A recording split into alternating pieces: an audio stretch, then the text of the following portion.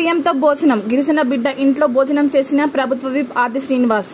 కోనరావుపేట తాండా వాసులతో సరదాగా నృత్యాలు చేసిన ప్రభుత్వ విప్. రాష్ట్రంలోని ప్రతి నిరుపేదలు సన్న బియ్యంతో అన్నం తినాలనే లక్ష్యంతో ప్రతిష్టాత్మకంగా సన్న బియ్యం పంపిణీ ముఖ్యమంత్రి రేవంత్ రెడ్డి గారు ప్రారంభించిన నేపథ్యంలో రాజన్న సిరిసిల్ల జిల్లా కోనరావుపేట మండలం నిమ్మపల్లి గ్రామం జేసేవాల్ తాండాలో గిరిజన బిడ్డ ఇస్లావత్ మధుకర్ ఇంట్లో వారి కుటుంబ సభ్యులతో కలిసి రాష్ట్ర ప్రభుత్వ విప్ ఆది శ్రీనివాస్ గారు స్వయంగా భోజనం చేశారు.